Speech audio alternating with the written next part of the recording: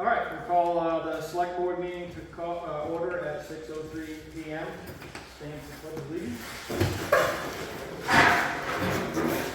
Pledge allegiance to the flag of the United States of America and to the republic for which it stands, one nation, under God, indivisible, with liberty and justice for all.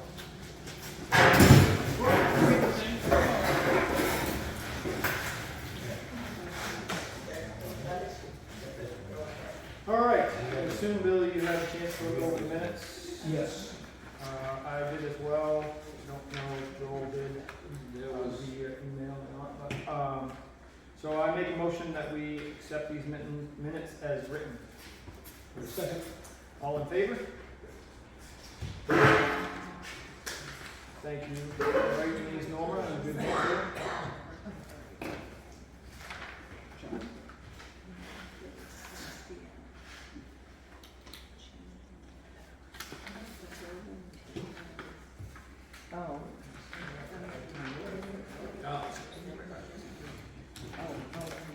All right, warrant number 24, expenses $55,372.64. Checks number 15,683 through 15,703. Receipts $34,463.98. Receipts 391 through 461. Percent of 2023 real estate taxes collected year to date is 94%. Tough to get the last 6%.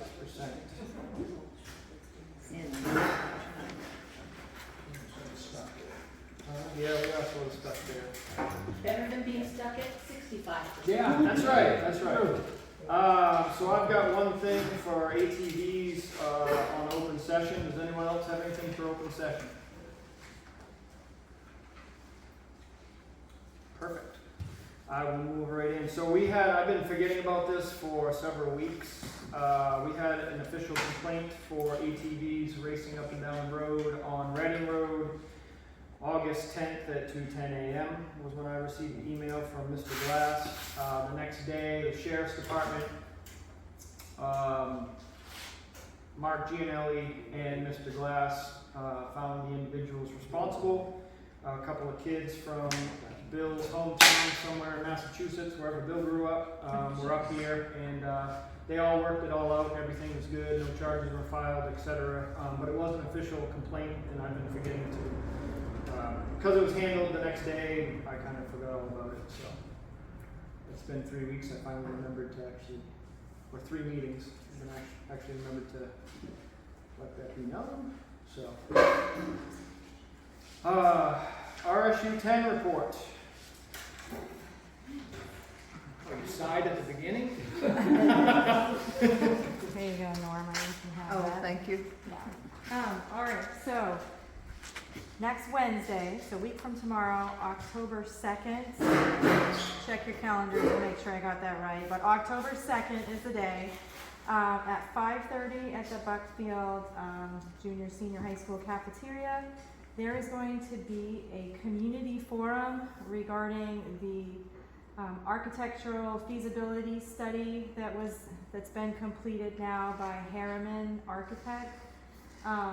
There are 6 proposals. If they do this, then they would do this, and it kind of works out to being like one kind of proposal. So they've got all these different options. Really what started out as moving the 6th grade potentially from Hartford Sumner to the high school has kind of morphed into a whole bunch of different options. And what they're looking at is they submitted a grant application to the state to see if our buildings might be applicable for this grant that goes through every 7 years. It's how the Mountain Valley Community School up in Rumford ended up being what it is now. That was a grant that was won. So they're looking at the 2 different buildings and what are the costs that are going to be incurred if they adapt Hartford Sumner for just moving the 6th grade up and then making room for they're different things. They can talk about it. It's a whole lot smoother if you listen to them. But in the course of the last few months, there were conversations about maybe the 5th and 6th grade moving up there. And I asked the architect, this kind of looks like the most financially feasible when I look at it, just looking at the numbers. And they said, yep, that kind of looks to be the case.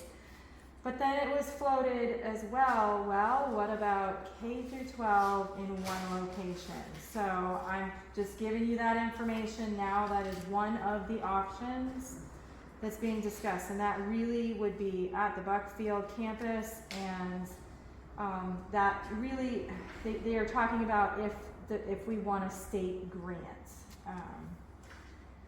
Because they were asking, you know, what do you think that the towns down here would go for, the bond, if to take out a bond for that, and all of that information will be presented October 2nd at 5:30 at the cafeteria at the Buckfield High School. So this is meant for the community to come and ask questions, and it's for you guys. So spread the word.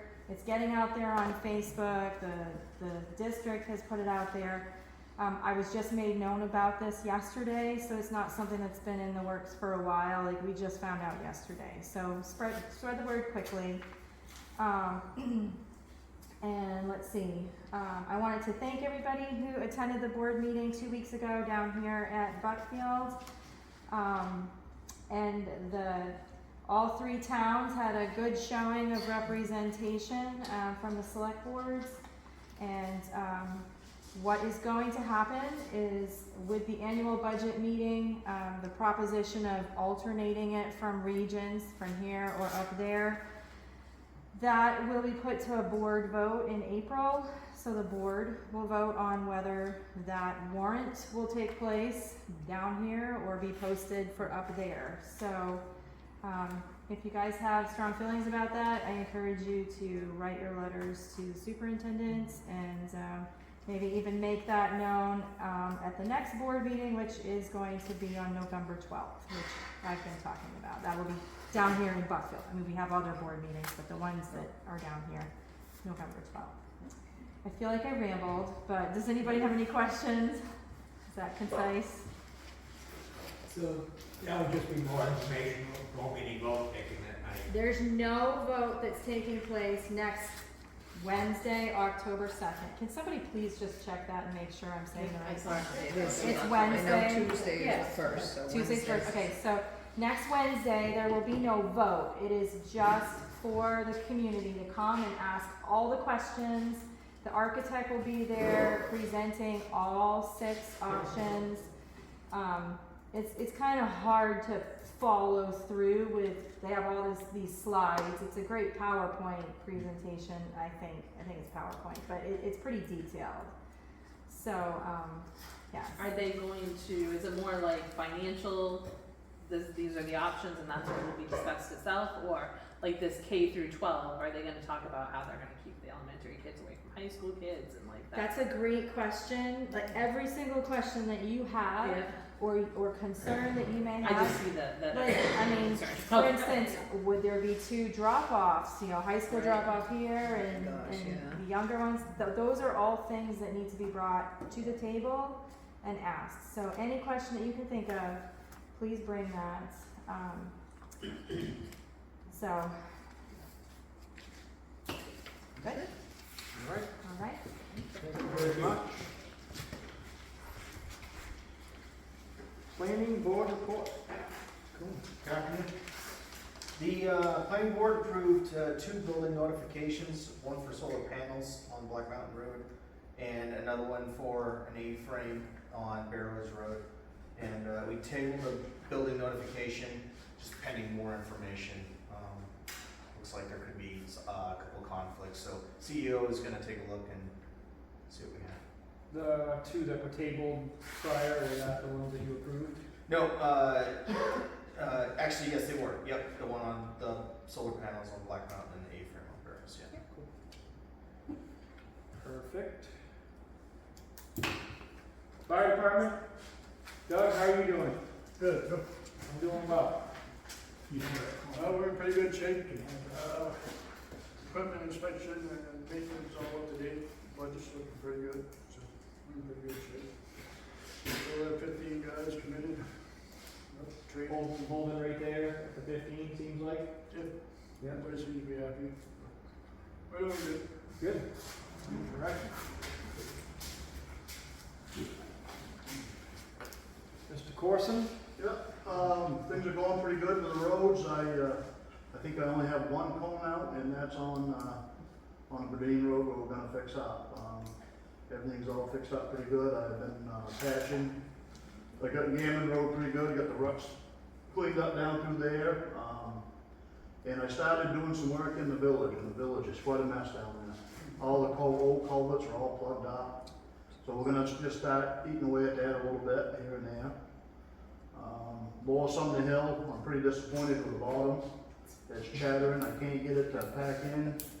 But we got rain coming Thursday, so I'm gonna work on it tomorrow, and hopefully the rain will tread it in and pack it down. Back in a little bit. We need some rain. Hopefully we're gonna be on the Bonnie Road end of this week or beginning of next week. And that's about it. Good deal. Do we wanna remind people they can work on the roads themselves? I can address that if you want. So I was delivering some firewood a week or so ago, and there was a private citizen that had his 20-something horsepower tractor and a grader grading a half a mile of road, making an absolute mess. So, let's refrain from doing that. Public, refrain from doing that, please. It just cost the town more money. That road was in pretty good shape. It had a couple of potholes, but we literally hadn't graded it in over a year, or since it got finished last fall. So, made an absolute mess. I was Turned up all the dust. it turned it right to powder, got a few rocks out, but everything was just nothing but dust. And I was not in the correct frame of mind to address the individual at the moment, so I opted to just, he had already destroyed the road anyways. So I didn't address him, I just took notes and we figured out who it was. And did you speak with him? I have not yet. You have not, okay. So we're gonna speak with him, let him know that's not acceptable. If something happens out in front of your driveway, you wanna smooth up a rut or something, I guess that'd probably be alright, but this was The whole road. the whole road, and it was a, little grater blade with a bunch of rocks stacked on the back for weight, and, I couldn't believe my eyes, to be honest, but. Anyways, so, that's that, roads committee, we had a meeting on the 19th, was not a quorum, we only had one actual road committee member there. Basically, the only thing that was really discussed was, Damon Road, and the residents are planning on coming October 8th. If they can't make October 8th meeting, they're gonna write letters to the select board, because they feel that the road was never technically, discontinued or voted to an easement, so they want the town to start taking this road over or maintain the road as they should have been. That's their argument. We haven't winter maintained it ever, to anyone's recollection, other than David Bragg said back in the 50s or 60s somebody bulldozed it when there was a snowstorm every couple of weeks. So that's about the only real topic of discussion, other than Sean was extremely disappointed with the hill on Sumner Hill. I'm missing anything? I think that was it. Pretty much. It's pretty much just a Damon Road thing, and it's been brought up multiple times. They're digging into, the residents are digging into, how it was discontinued or turned into an easement, etc. The lady went to Dixfield DOT, and according to their records, back in 48 or something, it was declared a town road. So we're going to be working on that. They did say that they are prepared to hire a lawyer to handle this if it comes to that. So that was what the roads committee meeting was about. Any questions on that? Been an easement road since way back in the Yeah. 60s anyway. Yeah. So We have paperwork, but we have no minutes, right? So the argument is, or the hang up for this individual, the people on the roads, is that there's no, according to statute in 88, I believe it was, MRS Title 30, Section 2151A. So their argument is that there's no record of actual being voted on that road to turn into an easement. That there's no 43 people said yes, 23 people said no, whatever. You know what I mean? We haven't been able to find a record of the minutes for that meeting that this ordinance was adopted and the roads were listed out as the following roads are town ways that we do, and these following roads are all listed as easements. And Damon Road's right here as an easement. So when this was adopted, this ordinance in 1988, it was voted on that Damon Road would be an easement. But we can't seem to find actual record of what the vote was. So, what's going to hold up in a court? We'll have to cross that bridge if we get to it, I guess. So, that was Roads Committee. ACO report. Randy Holmes. Yeah, so call volume has actually been down this month, but it's still been a very busy month. We received 2 separate reports involving 4 different locations with a very large number of animals, between cats and dogs. So as of Sunday, having just 12 calls, there was a total of 136 animals involved in that. The state's been involved. Seizing them, or? It's going to be a process. We need to work for compliance to see if we can get them to be well maintained and cared for or not. There's a lot of different components that come into piece with that, like you have to involve Department of Health and Human Services, and there's a lot of different moving pieces that get involved in something like that. And on top of that, I've also offered ACO.com has gone live now, where you can now see public-facing stats on the calls that I've been on. It does it for all of the towns that I cover, but when you go to the website, if you go on the menu, just click on statistics, that'll bring you to the dashboard that gives you all the calls that I've been on this month, and the second or third option is Sumner. And that'll give you the calls that I've been on, how many miles I traveled, what animals were involved, types of calls, and stuff like that. Cool. Awesome. Thank you very much. You're doing a good job. Sean, thank you. There's a lot to it. Forms, reports, correspondence. So, that's what the second page is. Or do I have a different one? I have it because I want it back. So you have it. You want it back. Oh, this is the abatement. Do you want to do the abatement first? You can Or do the either. general assistance? Doesn't matter. Whatever you want. I need this one, right? The You're in general charge. assistance? Yes. Alright, so pursuant to 22 MRS 4305, subsection 1, Select Board vote on adopting the amended municipal general assistance ordinance by repealing and replacing appendices A through H for Oxford County of the existing ordinance, which shall be effective October 1st, 2024 through September 30th, 2025. Make a motion that we adopt the general assistance policy as written. Seconded, so it's everything I just read, just says Sumner and the dates. All in favor? I don't think we had all kinds of options there anyways. Do we have to sign? You just have to sign, both of you have to print and sign. Confuse me with all these. I know. Sticks involved. You get paid the big bucks. We got accused of that at the roads committee. We get paid for it by taxes, so it's like, no. Nope. Not at all. Bill's signing that. We have an abatement, so this was an abatement for a structure that had been torn down some years ago, and, we just became aware of it, right? Still showing up on their revalue. So, yeah, the reval prompted this, so it was showing up, so we're going back 1 year on the taxes on a building that was torn down 10 years ago. So am I supposed to read this whole thing out loud, or? No, that's fine. Okay.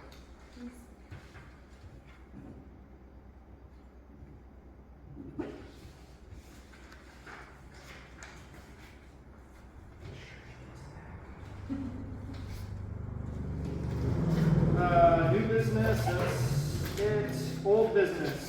So, salt shed. I talked to Sean quickly after the last meeting. Between him and Joel and myself, we are gonna at least get the blocks straightened around the salt shed and get dirt burned up around it before winter.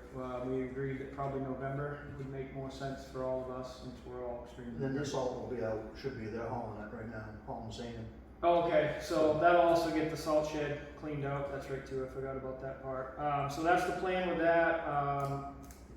I will be more freed up in a couple of weeks, and I'm planning on getting the Butler building out of, Let me know when you do that. out of the shed down there. So if we get, maybe you'll be available or something, we can get it up there and get it in that container. Hayes out of there now? Nope.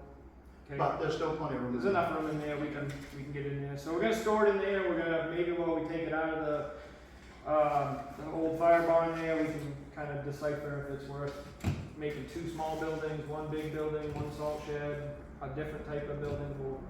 We'll see what's there, and we'll go from there. But if nothing else, we'll at least get it out and stored. I let Calvin know that we did deed that property back to his original parcel, but it was, in fact, did not include that building inside of it until we get it out. He's like, that's fine. So I told him it'd be a couple weeks. I'll also see him on Monday anyways for a barn visit. Don Berry approached me about the electrical situation with the salt shed. I guess we need to do some work with that, which I figured we'd end up doing anyway if we're gonna tear that. Is he willing to disconnect it? I think so, yeah. That was my question to him. We're obviously gonna have to deal with I think it. we should disconnect it and put a big pole up with a bunch of lights on it, light the whole thing up, Not just that one little. not just that one building. just Well, one then every building. time you play with the building, you have to worry about the electrical. Yeah. If it's on its own, then you don't have to. So can you check with him and see Yep. if we do something like that, if he'd be willing to be the, Just do the disconnect and then. and then maybe the reinstall, I don't know what he'll do with hydrants, I mean, if we go up on a big pole, Yeah. we might have to figure something out, but, yeah, we could check with him on that, that'd be great. You're just disconnecting the light from the salt shed? It's, No, he wants the breaker box too, right? the breaker box had a GFI in it and they replaced it with another breaker because it kept popping the GFI. It went through the lights, but there's something moving ground out there. So it's not popping the new breaker, but there's still a. So this won't have nothing to do with my little building then, that, with the No. fuel pump? I don't believe so, no. Okay.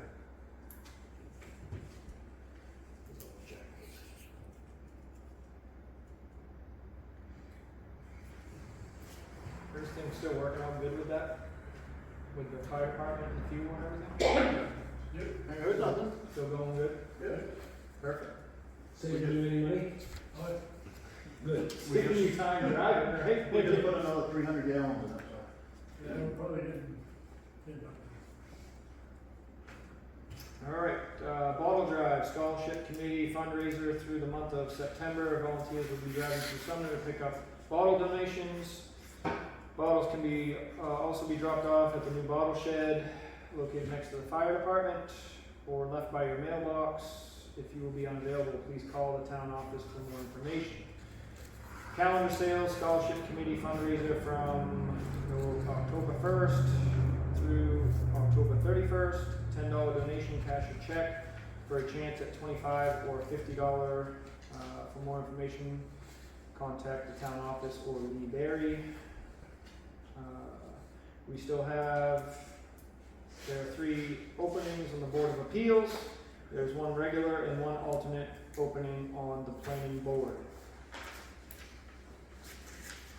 And what is the resilience committee that's on the sign? They're trying to find, Marion wanted to reestablish the resilience committee and look at the next round of grants going on. So I see. I did receive, you just reminded me, I did receive an email of some sort.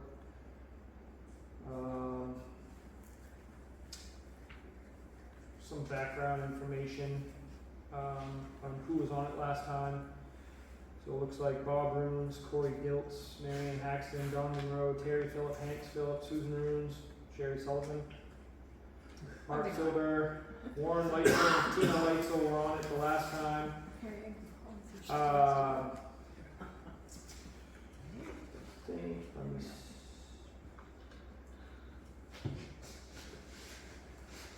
So there was a list of things that they came up with at the resiliency meeting. I can't remember when that was, last fall.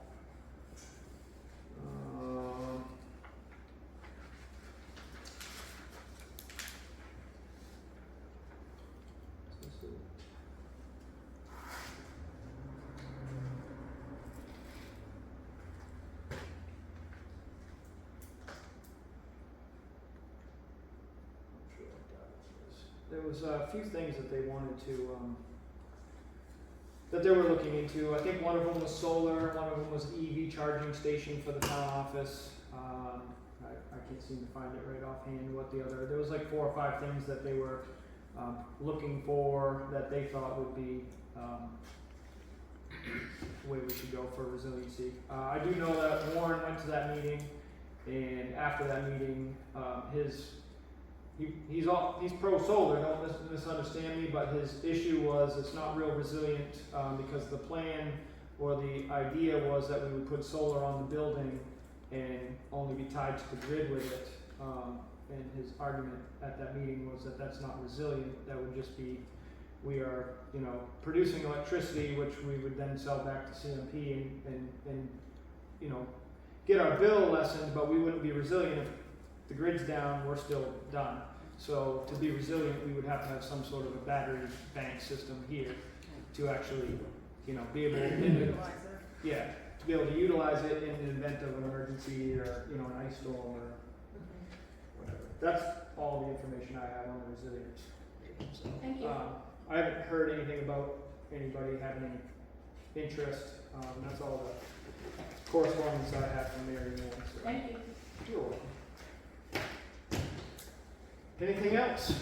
Before we adjourn, I'd like to give an update on the Bob and Kelly Stewart situation. I'm telling you, there's been a huge lack of communication out there from the district attorney's office and from the advocate. And they were supposed to have appeared today at 1:30 in the afternoon was the last I heard. And Kelly, I think, and I'm not positive about this, but I think that she's hired another lawyer because she didn't like the disposition of her plea deal. So she's been continued. She was continued until sometime in November. But then Bob, this morning at 8:30, was supposed to sit in front of the judge. When I was talking with the victim's advocate, I said, well, this isn't right. And I said, sort of, we've got a little divide and conquer sort of situation going here, and this isn't right. And she went and petitioned the judge, and he is now also going to be postponed until sometime in November. Lori has written up a petition, and it'll be posted here, and we hope everybody that is inclined to the wording of the petition to sign it. That will go to the district attorney's office, and it will be submitted to the judge. These impacts are huge. And I may be the blame for falling behind on this, but I thought that we had no communication with the victim's advocate and the DA's office. I thought we were supposed to receive notifications when this was going down. We didn't get a notification that Kelly's arraignment had been postponed. Well, we weren't notified that Bob at 8:30 this morning was supposed to be sitting in front of the judge. I'm going to call tomorrow and set up another appointment with the district attorney. And we will be going, and hopefully, if he'll meet with us, and I don't see why he shouldn't, he's working for us. We'll sit down but the town needs to come together with this. You know, you've got this victim's advocate out there, and I don't know, I think Jesse's called him, I've called him, but nobody in town's calling him. You know, we come and we get all these questions, and we really don't know what the answers are until we get notified, and we're not being notified. So if the town gets on the ball and just, all you gotta do is look up South Paris District Attorney's Office, the number's right there, bang. The number too. And the number's here, you just hit it, and you get the secretary, and then you wait for Tammy, and Tammy's the contact person. And that will go a long ways in helping our cause. So. Excuse me, would you like me to share this right now? Go ahead. No, we're not making this up either. I'm sorry that I'm shaking. For those who know me, know that it's legit. Petition concerning plea bargain. State versus Robert Stewart, State versus Kelly Stewart. The undersigned, and that means the townspeople. This is a townsperson's petition, not needing to go through the board. This is like any other petition. We, the undersigned, residents of the town of Sumner, Maine, understand that a plea bargain has been proposed in the above captioned matters. We understand that both defendants have been offered a deferred felony disposition, meaning that if the defendants are of good behavior for a year, their felonies will be expunged and they will be without criminal record. We oppose such a disposition. The conduct of each defendant has been accused of theft of town monies, caused the fire department to be short of money. This threatened the safety of the town. Defendant Robert Stewart's actions required the fire department to be shut down while deficiencies were addressed. The egregious breach of trust these two defendants caused resulted in the losses to the town, not only to the fire department's fiscal accounts, but also for the investigation and documentation of these defendants' defalcations, excuse the word, in amounts of approximately $15,000 of direct losses and $60,000 of investigatory losses. For these actions, we believe these defendants deserve a permanent felony criminal record. Accordingly, we oppose the plea bargain. You would print your name and sign. Diane has a copy. I would welcome anyone who would want to walk a copy to their friends and neighbors. And frankly, I'm a straight up person. I will not be doing that, but I stand behind this petition. Thank you. Anything else? Thank you. So there's that. So if we have any volunteers here who would like to take the petition around to their neighbors, then you're more than welcome. We'll make copies. There'll be one posted out front. And yeah, hopefully we can put this to rest because it's gone on too long at this point. I guess I'm done. You're done? Okay. So the other thing, when I met with the DA a few weeks back, I guess maybe a month ago, I don't remember now, but if you don't want to sign that petition but you want to write a letter, that is also an option. I mean, if you're willing to write a letter, I don't imagine you wouldn't sign the petition, but so you can write a letter. The judge will receive all those letters and read them, not out loud at sentencing, but she will have the gist of everybody's feelings towards it. And as as of, yesterday, I thought we were meeting with we were gonna be there and that we were speaking at the sentencing today at 1:30. That was what we were planning until, as of yesterday, it got all canceled, but, so, yeah. Who do we write the letter to?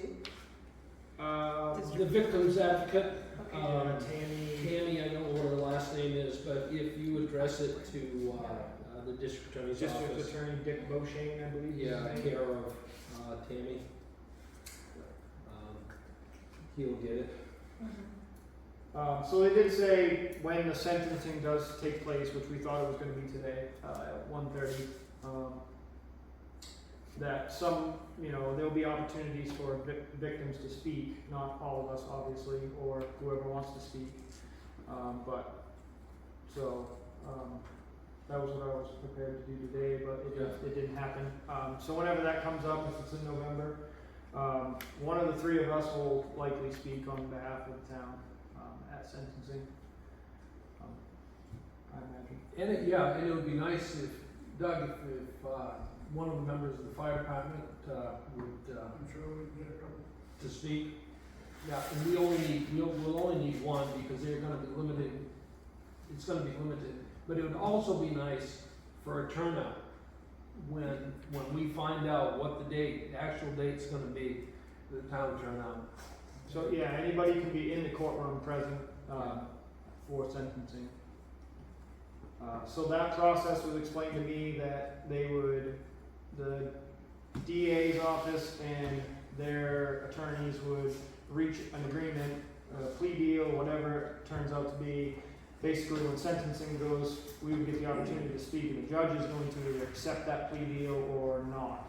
So the judge could say, it's too harsh, it's too lenient, I reject this, and basically they have to go back to the drawing board and bring something to the judge that, that's where the letters and the petitions and, anything that, if one of us gets to speak, might influence the judge to go one way or the other with the sentencing, or acceptance of a plea deal. And it also might support our case with the district attorney too. He may, rather than slide on this, say, oh, well, I've got a bunch of people here getting after me, he said, I better. Absolutely. So, when I met with him, he said something that I was, trying to remain not neutral in this situation, but just neutral in our personal personalities or whatever, like our ideas, our thought processes, but You didn't hit it. no, but something he said to me totally, I was chewing on it afterwards, and I was like, man, and he said, because I got to sit on the grand jury for 21 and 22, so that is basically I didn't even understand what a grand jury was until I was 45 years old, so what it is a group of people, large jury, that they would like to have between 14 and 21 people that hear the basics of felony cases and decide whether it goes to trial or not. So if there's, not enough evidence, or they feel like there's just somebody really trying to push some agenda or what have you, a jury of your peers will decide if it's going to go to actual trial jury or not. So we would hear hundreds of cases in the course of a 2-day period. And I said to him, he was like, oh, how did you like sitting on the grand jury? And I was like, oh, it was actually quite informative, it was interesting. I said the most astounding thing to me was the fact that almost 80 to 90% of those cases, the people were out on bail conditions from previous felony. And he was like, and he kind of felt like he had to defend himself, because obviously he's responsible for letting them out on bail conditions to, he's like, well, you have to keep in mind that these people, a lot of them, you have to have compassion for them because they're drug addicts. And the reason that they do these things is because they're addicted to drugs. And in the moment, I was like, yeah, I guess that makes sense. And then I got home thinking about it, I was like, so us non-drug addicts that don't break the law and don't steal people's things to, pay for our habits, we have to be the victims, for the person that decided to. So I lost what little bit of compassion I had on that whole thing. Like, I feel bad for people who are addicted to drugs, but the fact that we have to be raped and pillaged by those people so they can do their habits, and that's the thought process of the district attorney's office, was quite eye-opening. Can you just explain for us really where we are at exactly? Like, what has been discussed at this point? Like, what is this plea deal? How did it become that? We haven't seen it. So, We don't get to see it. So the meeting that I had with him, there was two options, and he didn't come right out and say this was the deal that I offered him. He just said, his exact words were, I believe that they're both gonna plead guilty to Class C felonies. And then I said, really? I was kind of surprised by that, and he said, hold your excitement, because it would be deferred disposition, and that would mean that within a year, they're convicted felons for that 12-month period. If they commit no new crimes, then everything goes away in restitution. So that's the only other thing that he said was, if I was personally their defending attorney, that I would be going for a Class B misdemeanor that would permanently remain on their records. That was his personal opinion. But that's it.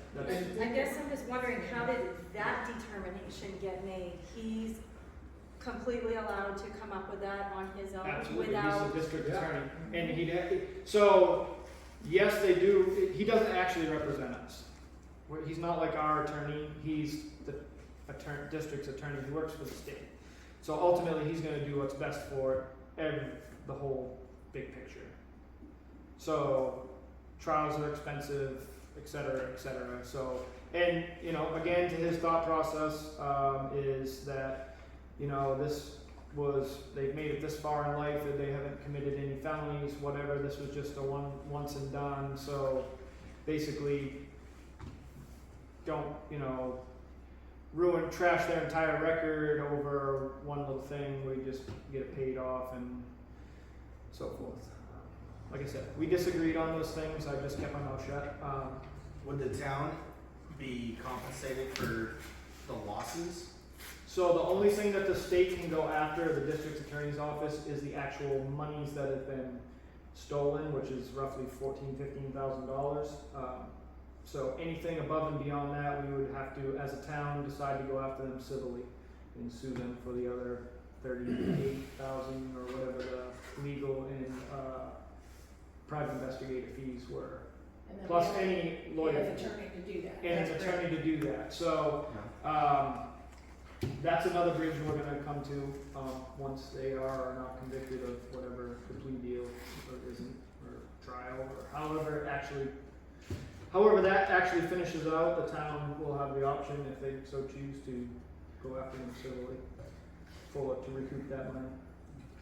One other thing that I did get from Tammy today when I was talking with her is that if they plead guilty to the misdemeanor, it stays on their record. They plead guilty to the felony, it's deferred but there's no consequence to them personally other than having that on a misdemeanor on their record. It's not going to stop them from doing anything. And the felony conviction is not going to stop them from doing anything, from owning a firearm or whatever. They can still. Because I said, hey, look, I understand if you're So convicted it's a felon, felony, you you can cannot buy a gun, but you can run a shop. own it. Yeah, and she said, yeah. I said that's and so I'd like to get a little more information on that because I called the state police. And the state police told me that, even if it's a deferred conviction, you're still convicted for that year, and no, you cannot hold a firearm. And she told me, well, I think you misunderstood. And I said, well, I didn't misunderstand. Would the class of the felony make the difference? That would probably make An A or maybe a C is not. Down here with it. Yeah. I don't know. I think that's something you could read. I mean, the law is so hard to read, but. Yeah. I'll see what I So can there'd be absolutely no consequence to them regardless. I mean, they're paying the town back for what they've stole. So that's a wash, right? And they go on business as normal. our current system of justice, people. Yep. So that's where everything's at. So yeah, to answer your question directly, it's literally whatever the DA decides in the moment to give them for an offer, if they accept it or not. And if we do get an appointment to sit down with the DA again, it would be good if we had these petitions that we could bring with us at that time. That we can hand feed them, and the town, and us as selectmen will come up with our own statement as to how we feel about the entire situation, and also present that to them at the same time. That's about all we can do. So it's to be continued. Yes, till November anyway, and then who knows from there. Right. All right. Any further questions? Want to go back into open session? Anybody got anything else? I just want to make a comment that talk to your friends and neighbors if anybody's had threats, because I know some people who've had threats from the Stewarts. Yeah. Serious threats, but ongoing has not stopped. So if you know anybody and they're fearful to come forward in any way, they're fearful to write letters or do any actions. But we need a record of it. Wow. So please, if you know anybody, please just have them write a letter. Encourage them to be Yeah, strong and write a letter. I would assume you could do it, because the judge is going to read them out loud, so you could have your name not in it. You don't have to put your name in it. And we sat down with the sheriff that investigated this whole thing, and I explained that to him. And he said that it's vitally important, because if any action was taken by them later on that was dangerous, they would have a record, a pre-record of it, right in the court. So please, I encourage people to be strong and tell the truth about what's going on. If I would have spoke to the judge today, I would have brought that. Did you have something? I was just gonna, on the side to what Cheryl was saying, I think a lot of people would be fearful to sign a petition for fear of retribution. That's right. Absolutely. Because they know they're packing heat all the time, and Exactly. there's different ways of intimidating people, whether it's parking in front of your driveway for 2 or 3 hours, and staring at you, Firing guns on the property line. Finding you at the dump and harassing you at the swap shop. Wow. In front of people. Wow. Nearly running me over with vehicles. It's scary. It's scary that we have people that go to these extremes and not. You would think that they pleaded guilty, they would have some humility, but they don't. They're right. They're always right, and we're always wrong. And in their eyes, there's a sickness there that needs to be addressed. So if you or somebody you know has been intimidated or harassed, make sure you call the sheriff's department first and foremost, so it is on record. Did you call the sheriff?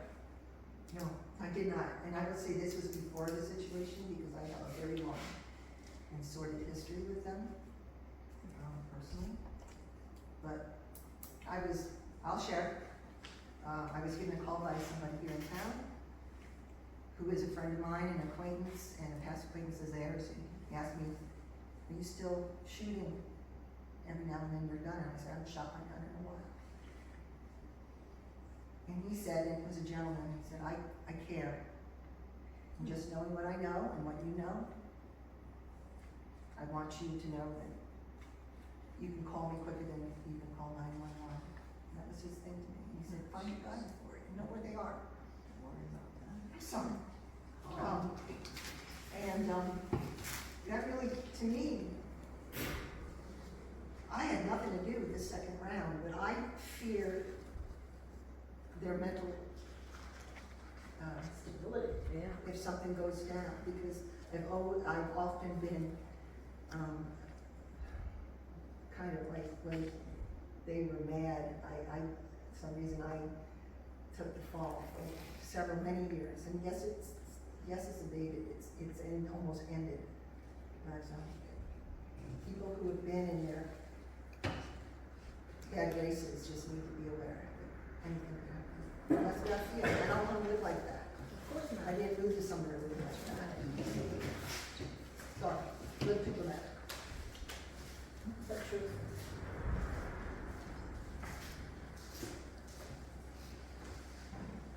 Lauren, you have lots of people here who are supportive of you. And I appreciate that, and I know that, and that's why I'm here.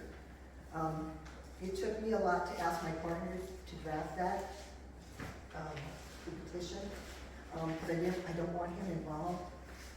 But he says, if you're involved, I'm involved, and I'm here for you. And he just thinks that the town needs to be bulldogs on this. He wishes he was a town resident, he's not. You know, he lived here for a year when his house, you know, he just really thinks we should be like bulldogs and just go for it and write those letters and request those meetings and be in attendance, and I don't disagree. We're the only ones that are gonna take care of each other, right? In the long run.